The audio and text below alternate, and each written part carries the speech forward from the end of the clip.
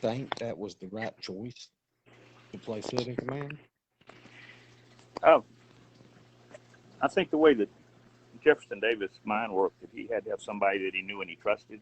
He had lots of loyal people that he was very loyal to in return, and he was very hateful and mean to people that he didn't necessarily like.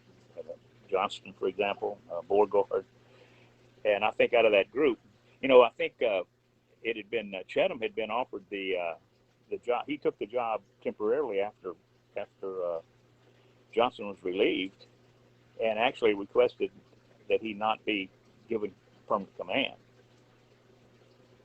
So I think that left Jefferson Davis with only the one choice that he thought was right, and that would be Hood. He knew as a fighter. He had personally watched him fight in the 7 days and knew him well. And that's exactly what he was looking for, and I think he was exactly the guy that he felt like was needed at the point. Was that a good decision or not? That's debatable, but I think that was Jeff Davis's thinking. That he knew the guy, and he knew that he thought in the same way, that he wanted a fighter, and he knew that Hood would fight. Do you think Hood was putting the knife in Johnston's back and that might have helped? I say that again, I'm sorry. Do you think that Hood was putting the knife in Johnston's back and that might have helped him get command? I don't know.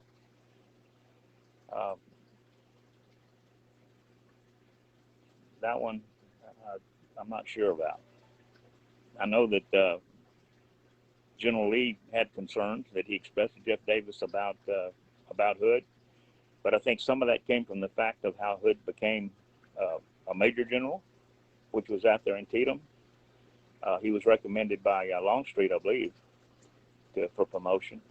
He got the promotion, and shortly after, Lee did an inspection of the troops, or had his IG do the inspection of the troops, and Hood's division was quite sloppy. They were a bunch of Texans, number one. They didn't really give a damn much about the Army. They were just fighters, but he found it to be very unmilitary-like. I think some of the medical conditions were less than they were supposed to be. Anyway, he wrote him up and actually gave him a reprimand, and that's something that Lee didn't do often. Later, he wrote a opinion that he thought that both Hood and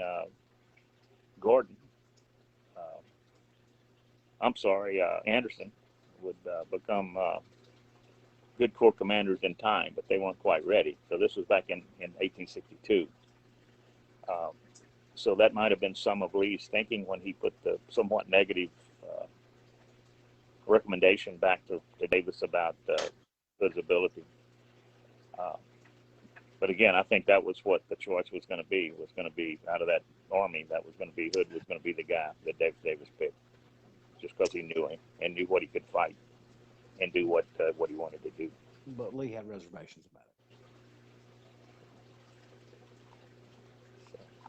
it. But yeah, I do apologize for not being able to hear you very well. I just okay. So Hood, when he took over, was supposed to go on the attack, and he actually had some pretty good battle plans drawn up, right? Like at Peachtree. My thinking is, and in fact, I even followed this up a little bit with what Shelby Foote had to say about it after we talked the first time about doing this. And my thinking was, and it looked like Foote sort of agreed with me, was that Foote definitely came from the Jackson Lee school of fighting. And everything that he did really mimicked what Lee and Jackson did. He wanted flank attacks. He was hoping that every one that he pulled was going to be another Chancellorsville. He pulled his army always from the west side of Atlanta back over to the east to pull the. Well, the Peachtree was supposed to be like a Chancellorsville attack, wasn't it? Say that again? The Battle of Peachtree, wasn't that supposed to be a Chancellor-esque type flank attack? I still missed it. I know. The Battle of Peachtree, wasn't that set up to be a flank attack like at Chancellorsville? Yeah, the flank attack was quite bold. He was sending out his troops uh, in individual roads quite a distance apart and expected them to show up at the same time. General Lee ran into exactly the same problem in the 7 days. He couldn't get Longstreet, Huger, and Jackson, and well, he had 7 division commanders at that time. He couldn't get any of those to show up at the same time. And therefore, instead of having a concentrated attack, he had individual pieces that never were able to really do what they were supposed to do. And so Hood failed because of the execution, not because it was really a bad plan. It was just a very complex plan that just didn't work out. And it wasn't necessarily as a bad general, because the same thing happened to Lee more than once. Um, well, whose plan was it to go to Tennessee? Because wasn't the logical plan to be take your force and come in behind Grant and have Grant trapped between Lee and Also, I followed up with Mr. Foote on that one as well. And in fact, I've got some notes if you'll let me read them, or at least read about them. I think that the plan must have really, and I haven't gotten any proof of this, but it seemed like Jefferson Davis knew all about going to Tennessee before he ever talked to Hood. So my thinking is that if Hood suggested it, that Jefferson Davis certainly got on board with it. And something else that's quite interesting is that General Beauregard had made exactly the same type of recommendation several times in the past, but was turned down because he was wanting reinforcements. He was wanting to do it right. And what Hood suggested was, let's, damn it, this is all I've got. It's about 35, 40,000 men. Let's do it now because it's not going to get any better. So, and that after rereading Foote, I remembered that because I forgot that Beauregard was actually put in command of that military district. Remember, just prior to the campaign, Beauregard was only there really as an advisor. He wasn't able to really do any kind of direct command, but he was between Davis and Hood, and so Beauregard bought off on it. But it happened to be that on the 25th of September, as Jeff Davis came back into came west to talk to Hood, he actually had a discussion with some of the Army, and it happened to be Tennessee men, and he said, soon you will be marching to Tennessee. This was before he talked with General Hood. So they talked for 2 or 3 days, and they came up with this finalized plan. And at that point, Jeff Davis went back to Richmond and talked twice on the stops along the way, and told people that soon we will be going to Tennessee, which was kind of foolish, I thought, because he was telegraphing his moves to Sherman and to Grant. And well, Sherman did they think Sherman was understood that he was going to leave follow it him? up to Thomas to stop Hood while he went on and went to the sea. But didn't Hood and Davis think that Sherman would turn around and pursue? He first moved away from Atlanta to stay on Sherman's supply line. And of course, he brought Sherman out of Atlanta to chase him. And at one point, Sherman decided that, hey, this is really not going to work. I cannot be chasing this army all over Georgia. And he said, I'm going to Savannah. So he went back to Atlanta and got his plans to move east. And evidently, at some point, that's when Hood decided that rather than chasing him and continuing to bulldog him all the way, or trying to get in front of him, or trying to head, slightly northeast and go reinforce Richmond, that he was going to Tennessee. But wouldn't that be the best thing to do? To go take Grant out at Richmond? I would think so. If he could have, or if he could have imposed between Richmond and South Carolina, knowing that Sherman was going to come up that way. I mean, if there was something he could have done to directly impact Richmond, I think might have been a better approach. Or But at least like but the take the big army view, to go if attack you let me read DC. that for a second, let me tell you what he said though. That this was quite, and this was Davis saying it, I believe, at one point. Um, yeah, so he was actually talking to Chetham's group, who flocked to meet him at the station when he first showed up, and he said right then and there, "Be of good cheer, for within a short while your faces will be turned homeward, and your feet pressing the soil of Tennessee." So again, he was planning to do that before he met with Hood to make the final plan. A week later, um, Hood told Beauregard about it, and this is what I'd forgot, was that actually Beauregard was very excited about the plan because it was his plan, and that the only really big difference was, so what this was a speech where he had Beauregard on one side and he had Hardee on the other side of him. I think they were in. I didn't say where, but it's somewhere on the way home. He said, "We must beat Sherman. We must march into Tennessee.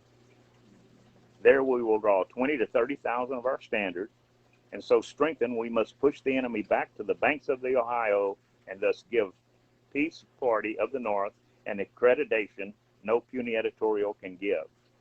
So his plan was to beat them politically by scaring the crap out of them by going to Tennessee and then moving into Ohio.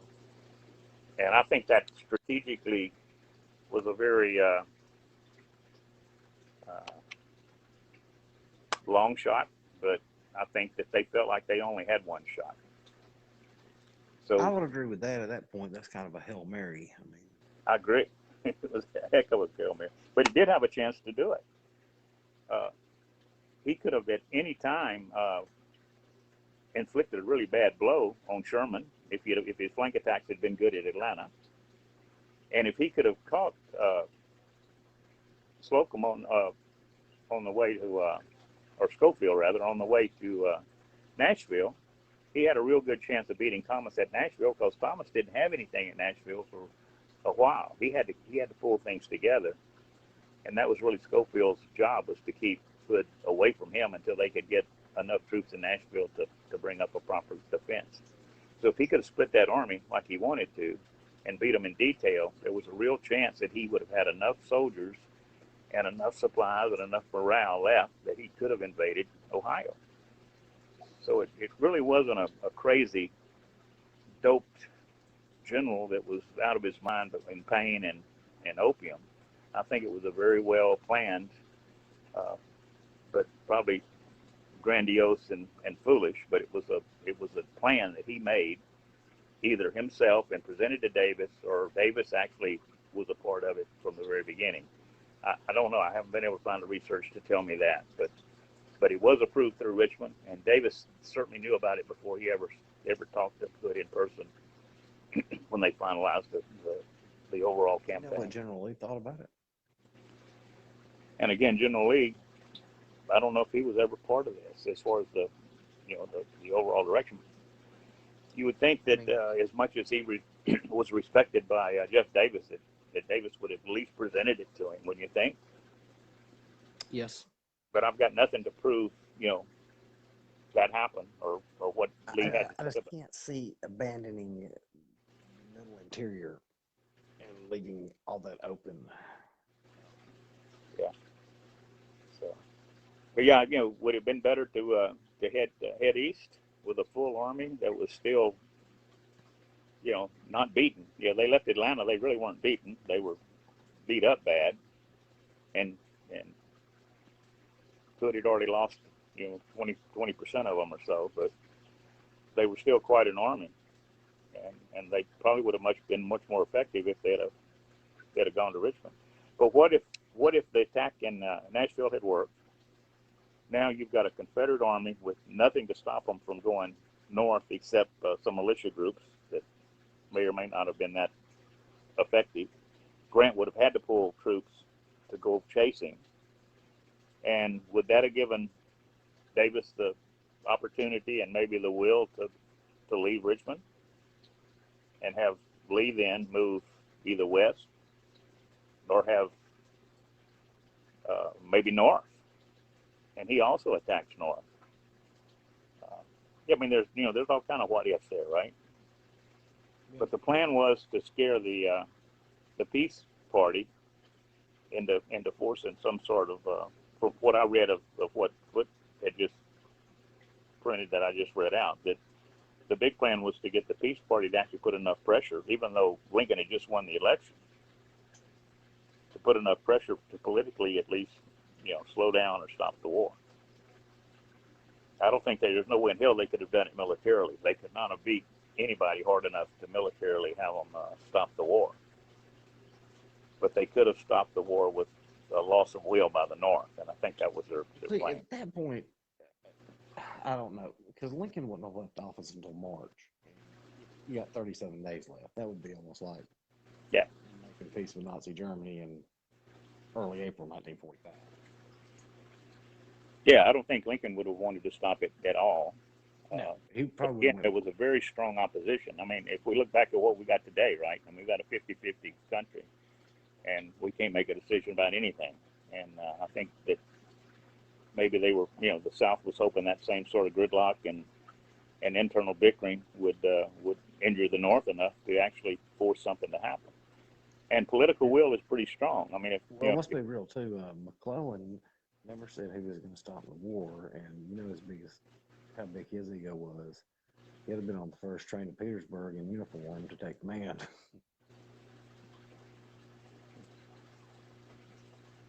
Yeah. What do you think? So What do you think would have been the very best thing to do after Atlanta? You think going to Richmond would have been the best? If I was going to do that, that would have been where I would have went. Because that's where your main threat is. You're trying to protect the capital. You have a force of 50,000 men in front of Grant in trenches and 40,000 men coming behind him. But I probably would have still favored the Fabian strategy and fell back to Macon, Georgia. Yeah, I think the real key to that would have been what Lee would like to do, and I'd like to research that more. I said I have not found that out yet, but what Lee thought of the plan, or if he even knew of the plan, or if he agreed with the plan before it happened. I think that's a key piece of this. Because if Lee agreed to it, then it kind of changes things, right? I mean, it means that even somebody as smart and capable as General Lee thought that this diversion to the north through Tennessee was a good idea, and I just don't know if that happened or not. But, do you think that Hood could have been under the influence of painkillers that affected his decision? Say that again? Do you think Hood, his physical condition, he could have been under the influence of so many painkillers that could have altered? Yeah. Again, I don't know. I think that's all debatable. But I guess the point that I wanted to bring out was that this, there's been a lot of writing about Hood was, totally incompetent, that he was probably drugged half the time and not really aware of what was going on, and blah, blah, blah. And I just don't believe that's true. He was 33 years old, so he was a young man. He'd recovered from Gettysburg, went right back into battle. He recovered from that horrendous wound at Chickamauga, and there were records that he rode along with the troops. It wasn't like he was on dope and not riding a wagon or hiding behind somewhere back in the rear. He was riding with the troops day after day, and they saw him, and at that time they loved him until he started doing the more reckless things that he did that they didn't quite understand or agree with. So I think he made some decisions based on where he came from and what he learned from. He learned from Lee and Jackson. And it seemed like everything he did was based on Lee and Jackson type tactics, which was to go to the flank and try to essentially Hood was put in a position nobody could have succeeded. Yeah, he had no choice. I mean, he was told to fight. He wasn't told to go retreat. He wasn't told to go find a better place Right. to But what regroup. I'm saying is, there's no commander out there that would have been able to be successful. So when you're told to Yes. fight, you figure out how to fight, and he felt like going to Tennessee and fighting was